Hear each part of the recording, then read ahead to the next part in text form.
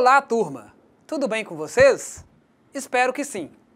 É muito bom tê-los aqui mais uma vez na nossa disciplina Iniciação Científica, agora em nossa segunda aula. Recapitulando. Lembrando que na aula anterior falamos sobre o que se pretende discutir nessa disciplina, mostrando que se trata de um conteúdo de transição ou adaptação à linguagem acadêmica científica, sendo essa disciplina básica e fundamental para a atuação acadêmica, tanto no que concerne às orientações de como proceder às leituras, seleção de material, aproveitamento do tempo, bem como, já dito, da produção dos trabalhos exigidos durante a formação superior.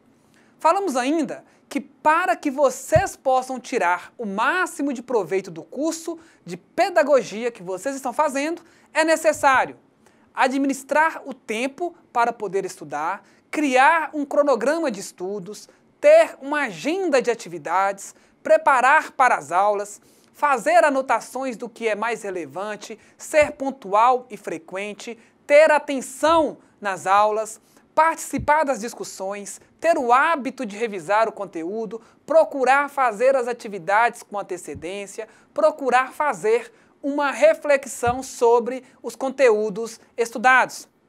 Depois desta breve lembrança da aula anterior, vamos então ao nosso conteúdo de hoje. É nossa pretensão discutirmos sobre ciência e conhecimento científico, refletindo um pouco sobre os tipos de conhecimentos que temos, sendo eles o religioso, filosófico, popular ou senso comum e o conhecimento científico. Mas afinal, o que é ciência? Tudo o que aprendemos faz parte do campo científico? Todo conhecimento é ciência? Bem, no sentido amplo, ciência é conhecimento. Compreendemos assim que todo tipo de conhecimento humano é, nesse sentido amplo, ciência, ou seja, requer conhecimento. Todo trabalho, portanto, que é a transformação consciente da natureza, produção de cultura, exige uma determinada ciência. Já no campo estrito, ciência é um tipo de conhecimento que busca compreender os fenômenos estudados em suas causas, utilizando-se de metodologia específica para o cumprimento dos seus objetivos, sujeitos à verificação dos fundamentos utilizados. Como veremos mais adiante, a ciência não é o único modo de conhecer a realidade e nem pode ser considerado como sendo superior. Ressaltamos aqui que ciência é apenas um dos tipos de conhecimento produzido pelo homem na tentativa de explicar a realidade em seus diversos aspectos. Faz parte de um consenso a dificuldade em estabelecer um conceito de ciência, tendo em vista que são diversas as compreensões e pressupostos teóricos e filosóficos que interferem nessa conceituação. A ciência ela é compreendida de forma diferente, dependendo da visão de mundo de quem a analisa. São vários os conceitos de ciência que aparecem nas obras de metodologia científica. Todos eles, devido ao próprio caráter da ciência, são questionáveis, pois acabam deixando escapar aspectos necessários. Segundo Ruiz, ciência não significa um conhecimento qualquer, e sim um conhecimento que não só aprende ou registra fatos, mas também os demonstra pelas suas causas determinantes ou constitutivas. Sendo assim, ciência deve ser analisada pelos seus aspectos estritos, ou seja, para se conhecer algo, um fenômeno, faz-se necessário empregar métodos específicos, com objetivos bem delimitados, para que possamos conhecer as causas que determinam um certo fenômeno, no qual desejamos estudar, conhecer. Por exemplo, se quero investigar estudar cientificamente sobre o número de acadêmicos que não concluem o curso superior, teria como uma das metas tentar entender o porquê dos acadêmicos desistirem no decorrer da formação superior. Teria que procurar encontrar as possíveis causas que explicariam a desistência acadêmica. Assim sendo, com métodos adequados, lançaria uma pesquisa na tentativa de conhecer melhor sobre o objeto que desejo compreender. Assim sendo, não bastaria a informação do tipo: existem acadêmicos que desistem do curso superior. Teria que, neste exemplo, como já disse, adotando uma postura científica, tentar desvendar as causas, motivos, razões e circunstâncias que levam os estudantes universitários a desistirem de sua formação. De acordo com Marconi e Lakatos, entendemos por ciência uma sistematização de conhecimentos, um conjunto de conhecimentos logicamente correlacionados sobre o comportamento de certos fenômenos que se deseja estudar. Como se trata de um tipo de conhecimento rigoroso, metódico, deve-se sempre deixar bem claro quais foram os passos seguidos no decorrer das pesquisas, dos estudos. Sendo assim, faz-se necessário uma sistematização do conhecimento acerca daquilo que desejamos compreender. Quando falamos em método, estamos falando do caminho percorrido para se chegar a um determinado conhecimento. A forma, a maneira de como fazemos passo a passo para atingirmos nossos objetivos de estudos. Assim sendo, dentro da ciência, deve-se sempre deixar bem claro qual foi o caminho adotado para se adquirir um conhecimento específico, uma vez que podemos chegar no mesmo lugar utilizando diversos caminhos. Segundo Trujillo Ferrari, a ciência é todo um conjunto de atitudes e atividades racionais dirigidas ao sistemático conhecimento com objetivo limitado, capaz de ser submetido à verificação. Aqui vale salientar que, como não temos como saber tudo sobre tudo, na ciência é sempre preciso delimitar o nosso campo de investigação. Nossos objetos de estudo devem ser contemplados através de objetivos limitados, uma vez que, por mais experiente que seja o pesquisador, sempre o mesmo conseguirá lançar seu olhar para apenas uma parcela da realidade. Lembrem-se que o conhecer nos moldes científicos requer reflexão, sistematização, metodologia, teoria para ajudar a entender o fenômeno estudado.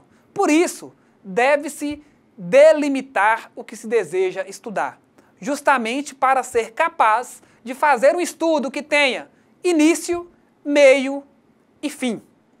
Se a pretensão é estudar algo grande demais, pode ser que o pesquisador não tenha tempo suficiente, dinheiro, recursos humanos necessários, capacidade de tabulação dos dados ou de análise dos mesmos. Por isso, às vezes, menos é mais.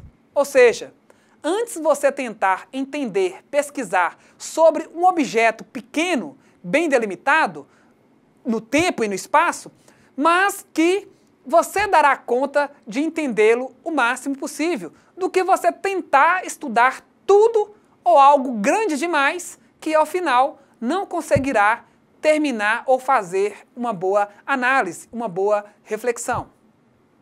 Para Mesaroba e Monteiro, a ciência é conhecida hoje como aquela forma de conhecimento que está constantemente perseguindo as explicações e as reavaliações dos seus próprios resultados, tendo, contudo, plena consciência de sua falibilidade e dos seus limites. Ou seja, a ciência também ela é falha, tem seus limites, né? Tem as suas limitações. Pessoal, Quem pensa que a ciência é a dona da verdade, que todo e qualquer conhecimento produzido a partir dela são os únicos verdadeiros e inquestionáveis, estão errados, pois a ciência tem sim as suas falhas, tem sim as suas limitações. Em ciência, dizemos que não existem verdades absolutas. Ou seja, um conhecimento, por mais rigoroso, sistematizado, metódico que seja, ele é válido e aceito pela comunidade científica. No entanto, o mesmo não é e não pode ser tido como um ponto final sobre o assunto discutido. Novas pesquisas, novos estudos podem chegar a compreensões diferentes daquelas que foram encontradas inicialmente. Assim sendo, a ciência é um movimento, é um constante aprendizado, onde sempre se refaz, onde não existem verdades absolutas. Há sempre uma possibilidade para alteração, mudança daquilo que é tido como verdadeiro. Segundo Demo, não se pode emitir um conceito tranquilo de ciência, como se fosse possível partir de algo evidente e inquestionável e chegar a algo também evidente e inquestionável. O que podemos fazer é aprender uma proposta de definição da ciência, na consciência de que é uma entre outras formas de conhecer. Sendo assim, podemos considerar que a ciência é, portanto, uma construção humana e, portanto, histórica, sujeita às transformações nos diversos contextos. Ciência é dinâmica, portanto, novas teorias, novas fontes, novas leituras alteram continuamente as suas conclusões, que por isso mesmo são sempre provisórias. Esse seu caráter histórico, entretanto, não invalida a sua confiabilidade, desde que sejam empregados métodos adequados à sua produção, fontes reais devidamente analisadas. Os pressupostos teóricos, filosóficos em torno desses métodos é que tornam a leitura dos resultados sempre passíveis de discussão. Para que se entenda melhor o conceito de ciência, é preciso abordar o que Demo chama de demarcação científica, separando e comparando o que é conhecimento científico de outros tipos de conhecimento. Vejamos, pois, alguns tipos de conhecimento, comparando-os com o conhecimento científico, objeto das nossas reflexões. As diferentes formas de conhecer. Iniciemos com algumas indagações. O homem é capaz de conhecer? Ele necessita sempre de ampliar os seus conhecimentos? Está sempre buscando explicações para o mundo e seus fenômenos? Segundo Ruiz, qualquer conhecimento é uma espécie de apropriação do mundo objetivo por parte do sujeito cognoscente, que pensa. Neste sentido, a racionalidade humana impulsiona a busca de novos saberes, com diversos objetivos específicos, atendendo o objetivo geral, que é a promoção da felicidade. Mesmo que a própria busca da felicidade seja empreendimento questionável sob diversos aspectos, uma vez que muitos de forma errônea deturpam o sentido da felicidade com a busca de prazeres momentâneos, efêmeros, passageiros, que apenas pode oferecer uma falsa sensação de felicidade, pois muitos desses prazeres acabam por destruir a quem deles fazem uso. O conhecimento científico, ele é relativamente recente. O mesmo é um fenômeno da modernidade, séculos XVI e XVII. Muito antes do surgimento da ciência moderna, utilizando-se da sua capacidade racional, o homem tem buscado explicações para o mundo. Nesse sentido, Segundo Marconi e Lakatos, a ciência não é o único caminho de acesso ao conhecimento e à verdade. Antes mesmo do surgimento da filosofia, importante matriz aí para o estudo da história da ciência, as formas humanas de produção dos saberes necessários à sua sobrevivência são marcados por sua capacidade de pensar a sua própria existência, de produzir cultura. Diante do exposto, vejamos alguns tipos de conhecimentos e como podemos estabelecer um diálogo entre eles e o conhecimento científico, objeto do nosso enfoque neste texto. Diante do exposto, vejamos alguns tipos de conhecimentos e como podemos estabelecer um diálogo entre eles e o conhecimento científico, objeto do nosso enfoque nesta aula. O conhecimento popular. Na figura, temos o pato desviando-se da escada e falando: claro que eu não acredito nessas superstições. Detalhe, que além de não querer passar debaixo da escada, pois, segundo a crença popular, passar debaixo da escada dá azar. O mesmo está usando no pescoço um trevo de 4 folhas, que na crença popular diz atrair sorte. Também chamado de senso comum ou conhecimento empírico, é o conhecimento adquirido por meio da experiência cotidiana.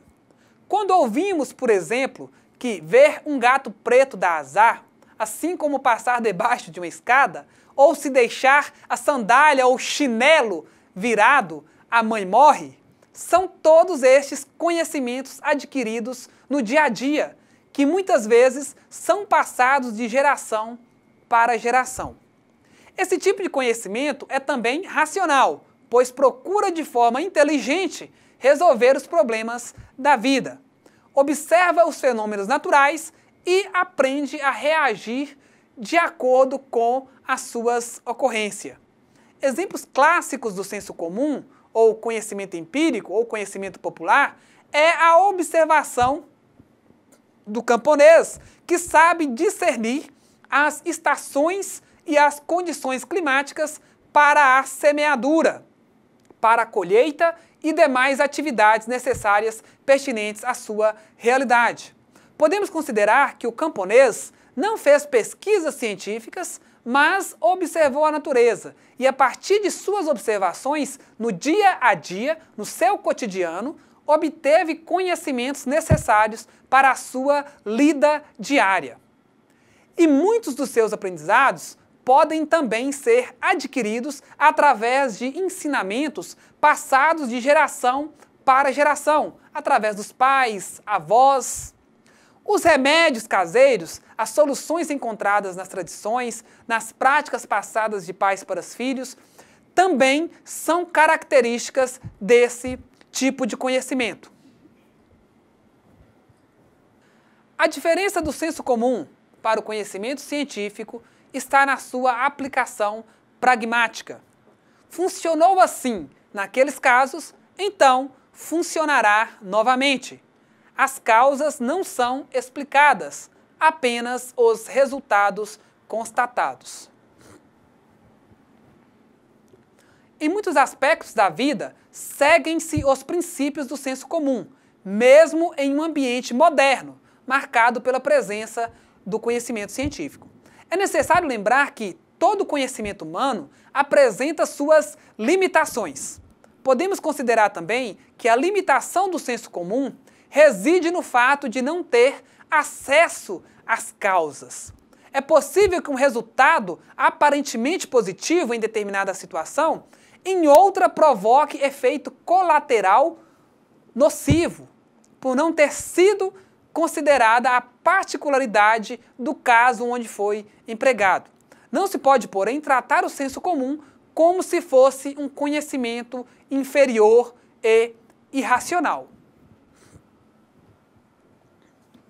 Segundo Marconi e Lakatos, sem querer inferiorizar o conhecimento popular, entende-se que, entretanto, o ideal de racionalidade compreendido como uma sistematização coerente de enunciados fundamentados e passíveis de verificação, é obtido muito mais por intermédio de teorias que constituem o núcleo da ciência do que pelo conhecimento comum.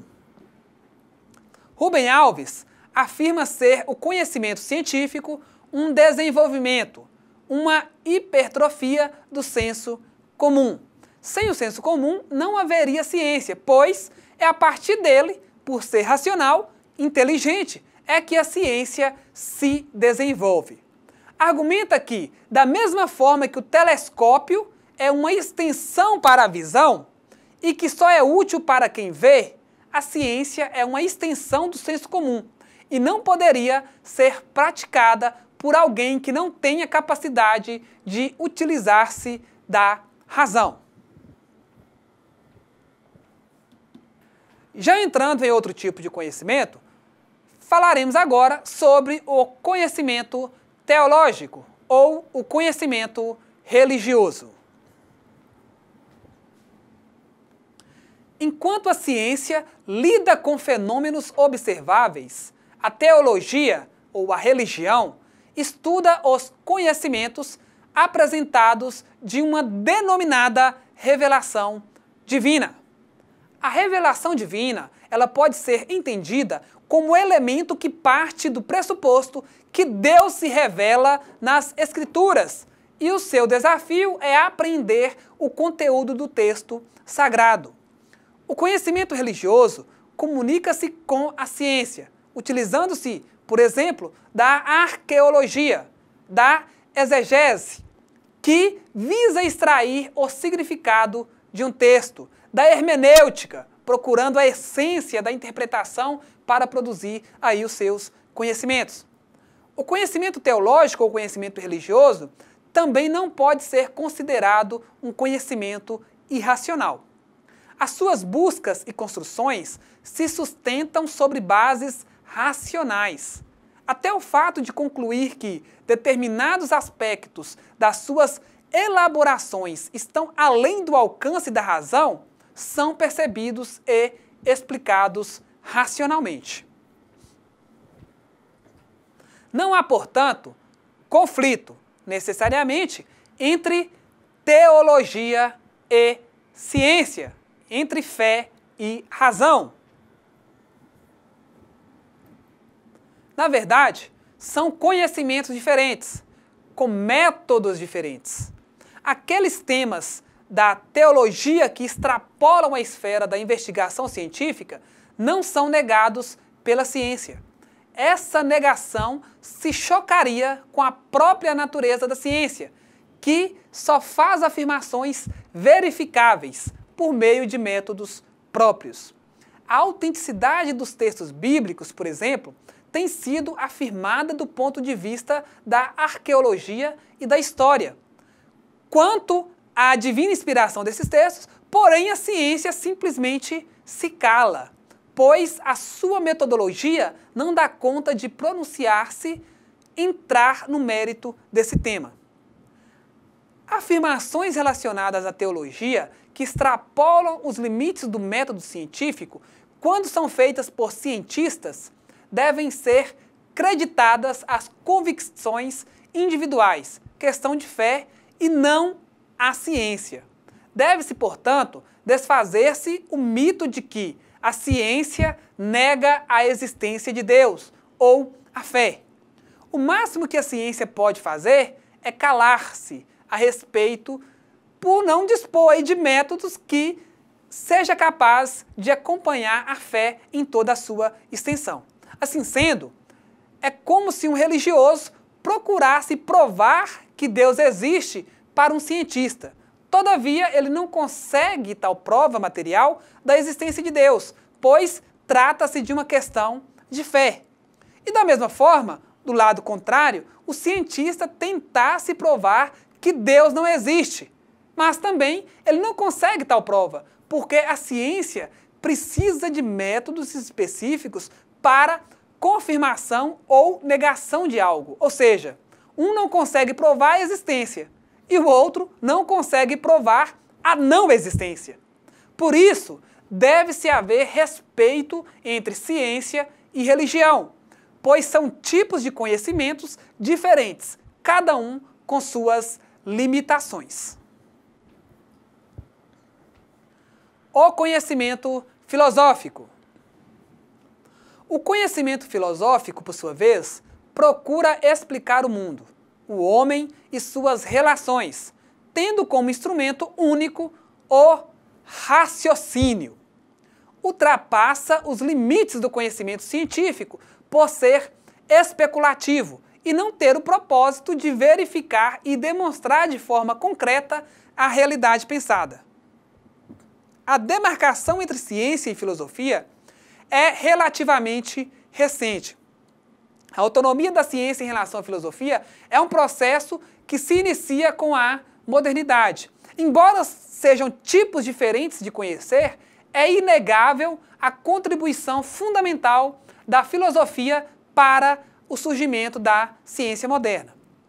Depois de discorrido aí um pouco sobre os 4 tipos de conhecimentos, apresento para vocês uma proposta de sistematização destes feita pelo Trujillos, que traça as características de cada tipo de conhecimento. Neste quadro, temos as principais características de cada tipo de conhecimento. O conhecimento popular, ele é valorativo, reflexivo, assistemático, verificável, falível e inexato. Já o conhecimento filosófico, ele é valorativo, racional, sistemático, não verificável, infalível e exato. O conhecimento científico é, por sua vez, real ou factual, contingente, sistemático, verificável, falível e aproximadamente exato. Por fim, o conhecimento religioso, ele é valorativo, inspiracional, sistemático, não verificável, infalível e exato. Explicando agora cada característica desta, segundo Marconi e Lakatos, o conhecimento popular ele é valorativo, pois ele se fundamenta numa seleção operada com base em estados de ânimo e emoções. Ele é reflexivo, mas limitado pela aproximação com o objeto. Ele é assistemático, pois não se baseia numa sistematização das ideias, na procura de uma formulação geral que explique os fenômenos observados, e isto dificulta a transmissão de pessoa a pessoa desse modo de conhecer. Ele também é verificável, visto que está limitado ao ambiente da vida diária e diz respeito àquilo que se pode perceber no dia a dia. E por fim, ele também é falível e inexato, pois se conforma com a aparência e com o que se ouviu dizer a respeito do objeto. Já o conhecimento religioso, ele é valorativo, pois trata de proposições sagradas. Ele é inspiracional, sendo suas verdades reveladas pelo sobrenatural, por uma divindade. Ele é sistemático, pois tem uma sistematização do mundo, origem, significado, finalidade, destino, como obra do Criador divino. Ele é um conhecimento não verificável, pois trata-se de uma atitude de fé perante um conhecimento revelado. E ele é infalível e exato, pois suas verdades são indiscutíveis. Acredita quem quiser, pois é uma questão de fé. Já o conhecimento filosófico, ele é valorativo, pois seu ponto de partida consiste em hipóteses que não poderão ser submetidas à observação. Ele é racional, pois seus enunciados são logicamente correlacionados, e também sistemático, pois suas hipóteses e enunciados visam a uma representação coerente da realidade, numa tentativa de apreendê-las em sua totalidade. Ele não é verificável, pois as hipóteses filosóficas baseiam-se na experiência. Portanto, este conhecimento emerge da experiência e não da experimentação. Não podem ser confirmadas nem refutadas, negadas. E, por fim, o conhecimento filosófico é também infalível e exato, pois seus postulados, assim como suas hipóteses, não são submetidas ao decisivo teste da observação e da experimentação. Por fim, o conhecimento científico, ele é real ou factual, porque ele lida com as ocorrências ou fatos. Ele é contingente, pois suas proposições ou hipóteses têm sua veracidade ou falsidade conhecida através da experiência e não apenas pela razão, como ocorre no conhecimento filosófico. O conhecimento científico é também altamente sistemático, já que se trata de um saber ordenado, logicamente, formando um sistema de ideias e teorias. Ele também é verificável, a tal ponto que as afirmações ou as hipóteses que não podem ser comprovadas não pertencem ao âmbito da ciência. É um tipo de conhecimento falível, em virtude de não ser definitivo, absoluto ou final. E, por fim, ele é aproximadamente exato, pois novas proposições e o desenvolvimento de técnicas podem reformular o acervo de teorias existentes. Assim sendo, segundo Marconi e Lakatos, por sua vez, estas formas de conhecimento podem coexistir na mesma pessoa. Um cientista, voltado, por exemplo, ao estudo da física, pode ser crente praticante de determinada religião, estar afiliado a um sistema filosófico e, em muitos aspectos de sua vida cotidiana, agir segundo conhecimentos provenientes do senso comum. Ou seja, turma, o respeito, o diálogo e o reconhecimento de que o nosso ponto de vista não é o único correto deve também ser levado ao âmbito da discussão dos tipos de conhecimentos, como os 4 que foram aqui apresentados. Quando falamos em conhecimento científico, em cientistas, logo imaginamos a figura do Albert Einstein, ou de alguém vestido com um jaleco branco, manuseando tubos de ensaios, ou perante a uma vasta fórmula. E assim nossa sociedade, de certa forma, valoriza muito o que é produzido a partir da ciência. A grande verdade é que grandes marcas, grandes empresas, muitas vezes usam do prestígio científico para maximizar a venda do seu produto, para dar maior credibilidade. Como exemplo, cito aqui as propagandas de creme dental. Quem nunca ouviu um comercial na televisão onde tem-se um pesquisador usando o seu jaleco branco, dizendo que aquele creme dental específico daquela marca irá dar os resultados esperados em poucas semanas? E isso tudo ele garante, pois foi testado cientificamente.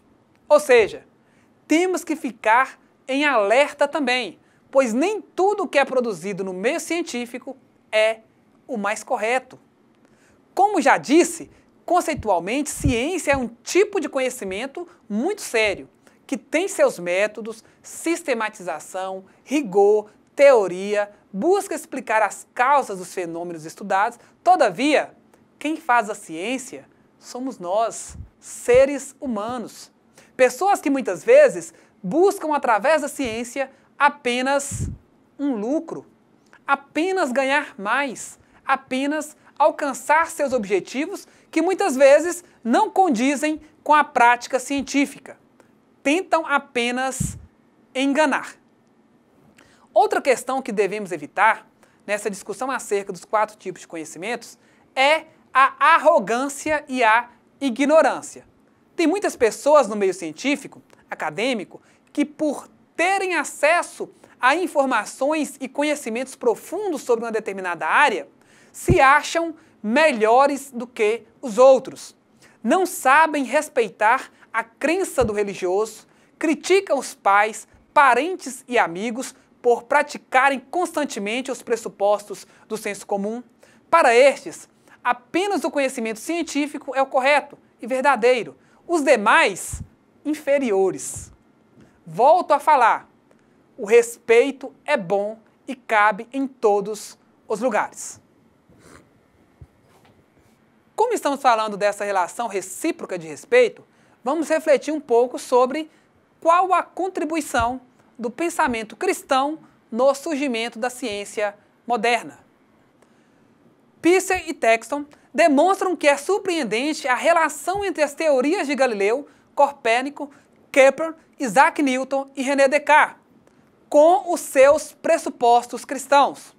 Longe de representar uma ruptura do conhecimento científico com a fé, esses fundadores da ciência moderna estavam convictos de que o mundo era regido por Deus, seu Criador e mantenedor. Buscavam conhecer as leis por ele estabelecidas para este fim. Questionaram, ou questionam assim, a generalização de que o cristianismo seria obscurantista e oposto ao avanço da ciência. Roykas, na mesma direção, destaca principalmente as convicções teológicas cristãs, protestantes, especialmente as calvinistas, como motivadoras dos avanços científicos.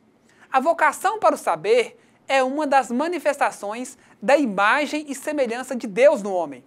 O desenvolvimento desse potencial, a compreensão do mundo, de Deus e das leis que o regem, é, na verdade, um dever do homem, considerado como vice-regente do mundo. Deus é o dono, o homem, o administrador competente, que em tempo oportuno prestará contas da sua administração. Na teologia cristã, é enfatizado o mandado cultural, isto é, a ordem divina para o homem dominar, cultivar e guardar o mundo que pertence a Deus, mas está sob seus cuidados. Considerando as origens da ciência moderna, quanto ao tempo e quanto ao espaço, não se pode ignorar esses aspectos fundadores, além da inquestionável influência da filosofia grega. Peculiaridades do conhecimento científico. Nas reflexões que realizamos, observamos que são diversas as formas utilizadas pelo homem para buscar explicações para o mundo em que vive, para as suas relações sociais e para resolver os seus problemas. Devido ao seu propósito de explicar a realidade, demonstrando as causas dos fenômenos observados, o conhecimento científico tem sido considerado como uma das formas mais eficazes de entendimento do mundo. Ao conhecer, explicar uma determinada realidade, os mitos se desfazem, medos e superstições perdem a razão de ser. Embora haja diversidade de abordagens e pressupostos teóricos e metodológicos em torno das formulações do conhecimento científico, podemos considerar que a objetividade é uma das marcas distintivas do conhecimento científico. Essa objetividade não quer dizer que o cientista é neutro nas suas realizações ou absoluto nas conclusões. Compreendemos que é impossível ao pesquisador anular as suas experiências, a sua bagagem cultural, as suas convicções e inquietações pessoais ao debruçar-se sobre determinado objeto de pesquisa. Salientamos ainda a concepção de que é, inevitavelmente, a pessoa do cientista que estará presente na sua obra. Concordamos com o ponto de vista que afirma que a neutralidade não existe por parte do sujeito. A objetividade do conhecimento científico reside no fato de que foram utilizados métodos e fontes adequadas, racionalmente analisadas, Assim, os resultados, as interpretações serão confiáveis, válidos, embora passíveis de críticas por parte do leitor que, por vezes, analisará tais resultados também de um ponto de vista determinado. O cientista, mesmo reconhecendo a impossibilidade de ser neutro, deve esforçar-se para que haja o distanciamento possível necessário à fidedignidade da coleta e da análise racional dos dados do seu trabalho. Sobre esse tema, Pedro Demo prefere usar o termo objetivação em vez de objetividade. Segundo Demo, em ciências sociais, não é realizável a objetividade, mas a objetivação, entendida como o esforço e o processo interminável e necessário de atingir a realidade, mais do que retratos fidedignos. Por isso, não conseguimos produzir meras descrições frias e neutras que fossem a reprodução perfeita do objeto descrito. No nosso campo do saber, lidamos com pessoas. Geralmente, nossos objetos de estudo são seres humanos e, como tais, são carregados por subjetividades, pensamentos diversos. Dentro de uma mesma sala de aula, por exemplo, temos tantas histórias pessoais, tantas diferenças e singularidades. É diferente se, por exemplo, tivéssemos como objeto de estudo analisar o crescimento ou as propriedades de um vegetal, que pudesse ser levado a um laboratório e lá fazer inúmeros testes e experiências. Assim sendo, embora os princípios gerais sejam os mesmos, as ciências sociais e humanas têm suas peculiaridades que devem ser consideradas. O objetivo da ciência é a explicação da realidade. Sendo assim, podemos considerar que essa realidade é ampla e são diversos os aspectos que precisam ser explicados. Por ser uma produção humana e, portanto, limitada, tornou-se necessário a fragmentação da realidade, na tentativa de compreendê-la melhor. Com o desenvolvimento da ciência, o surgimento de diversos problemas a serem abordados, iniciou-se um processo de intensa especialização. A ciência foi sendo dividida em grandes áreas do conhecimento e as sub-áreas que as constituem. O Conselho Nacional de Desenvolvimento Científico e Tecnológico, o CNPq, faz a seguinte divisão para a ciência: ciências exatas e da terra, ciências biológicas, engenharias, ciências da saúde, ciências sociais aplicadas, ciências humanas e outras. Embora os princípios gerais do conhecimento científico sejam aplicáveis a todas as áreas do conhecimento, cada área tem métodos próprios para a compreensão de seus objetos. Assim, sempre que discutirmos determinadas metodologias, é pertinente as identificarmos com as áreas do conhecimento que são mais adequadas. Esse tema também é motivador de amplas discussões, especialmente no que concerne às ciências humanas e sociais. Há, por exemplo, uma grande discussão entre os defensores de métodos quantitativos, com emprego forte de estatísticas e alto grau de objetividade e neutralidade, tal qual as postulações do positivismo, que é uma corrente de pensamento fundada por Auguste Comte, que tem um alto reconhecimento da comunidade científica, principalmente devido à sua fundamental contribuição no surgimento das ciências sociais. Com aqueles que defendem que, nas ciências humanas e sociais, não tem como ser adotados os mesmos métodos das ciências naturais, e sim métodos que sejam capazes de captar a subjetividade dos sujeitos, que possam analisar os pesquisadores sob uma ótica mais qualitativa. Como afirma Alves, a exatidão de uma ciência é diretamente proporcional à previsibilidade do seu objeto. Ou seja, quanto maior o grau de previsibilidade, mais exata será a ciência e o conhecimento produzido. Considerando que o homem e suas relações na sociedade são muito menos previsíveis do que as mudanças observadas numa pedra ou numa árvore, é muito menor a exatidão nas ciências humanas e sociais.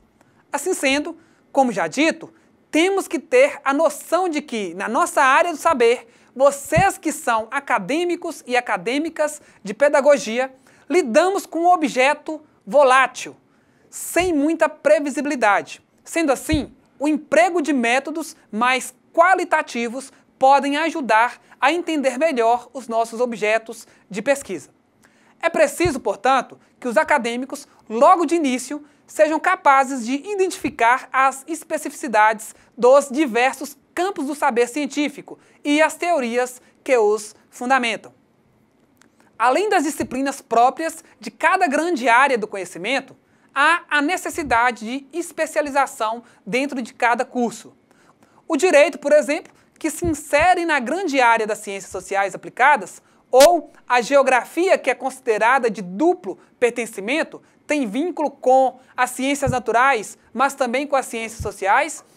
A exemplo da psicologia, que está ligada às ciências humanas e às ciências biológicas e da saúde. É importante aprofundar-se no estudo da realidade, do ponto de vista jurídico, sem delimitar uma sub-área foco da sua pesquisa. O mesmo ocorre com a geografia, a psicologia, a pedagogia e demais áreas do conhecimento. Ao escolher a sub-área, além do tema específico, existe a necessidade de delimitação. Eis o dilema do pesquisador. Ou ele conhece mais sobre menos, ou admite conhecer menos numa extensão mais ampla.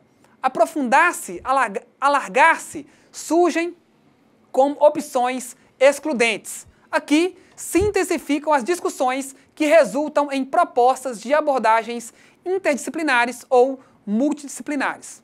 Uma forma de superar o dilema supracitado é buscar possibilidades de articulação entre o ponto de vista da área do conhecimento a que pertence o pesquisador e de outras áreas estabelecendo um certo diálogo.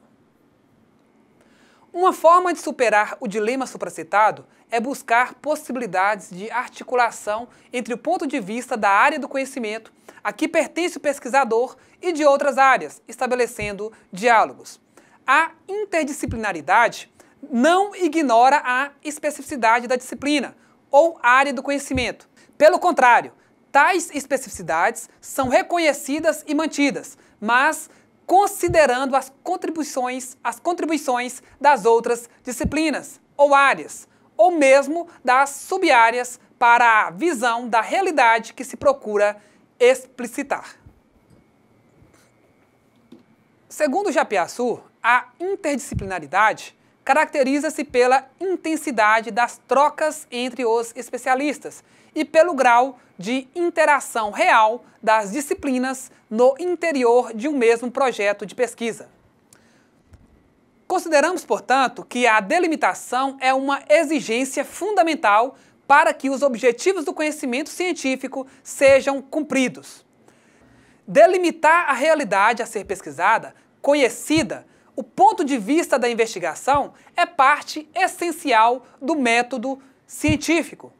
Por outro lado, essa delimitação não deve prescindir do diálogo com outros campos do saber, especialmente dos pontos de vista das outras áreas da produção científica. Trata-se de um exercício complexo, mas necessário para que haja uma produção relevante, proporcionando profundidade e, ao mesmo tempo, superando o isolamento que pode ser comprometedor dos resultados, limitando-os. Chegamos aqui ao final da nossa segunda aula. E para fecharmos o conteúdo estudado, propomos uma pequena atividade a ser desenvolvida por vocês agora em sala de aula. Como na aula passada, preciso mais uma vez da ajuda do tutor presencial para mediar a nossa atividade. Questão 1. Em duplas, anotem no mínimo 3 características de cada tipo de conhecimento estudado na aula de hoje. Letra A, conhecimento popular. B, conhecimento filosófico. C, conhecimento religioso. E letra D, conhecimento científico. Questão 2. Na opinião de vocês, qual dos conhecimentos supracitados na questão anterior é o correto ou o mais correto? Justifique. Vocês terão, mais uma vez, 10 minutos, depois volto para fecharmos. Bem, turma, vamos voltar então para agora trazer a resposta da atividade. Bem, quanto à questão 1, que é para citar 3 características de cada tipo de conhecimento, nós falamos durante a aula, mostrei para vocês este quadro. Então, estaria correto aí quem fez as seguintes características. Conhecimento popular, ele é valorativo, reflexivo, assistemático, verificável, falível e inexato. O conhecimento filosófico, ele é valorativo, racional, sistemático, não verificável, infalível e exato. O conhecimento científico, ele é real ou factual, contingente, sistemático, verificável, falível, aproximadamente exato. E o conhecimento religioso, ele é valorativo, inspiracional, sistemático, não verificável, infalível e exato.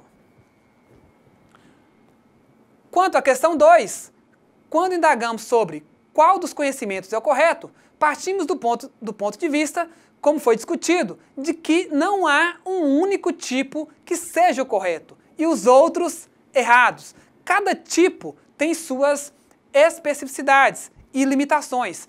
Todos são importantes e, dependendo do lugar ou da pessoa, certo tipo será o mais correto sob a ótica dela. Por exemplo, se fizermos esta mesma pergunta para um religioso praticante, ele provavelmente dirá que é o conhecimento religioso. Todavia, se perguntarmos para um cientista, provavelmente para ele o conhecimento mais correto será o conhecimento científico. Assim sendo, o respeito deve ser a palavra de ordem. Agora, sem querer menosprezar os demais, pensamos ser o conhecimento científico o que mais se aproxima da tentativa de um melhor entendimento da realidade, uma vez que o mesmo preocupa-se com métodos, sistematização, teorias, um estudo mais detalhado e profundo sobre aquilo que se deseja conhecer, procurando aí estabelecer as causas dos fenômenos que pretendemos estudar.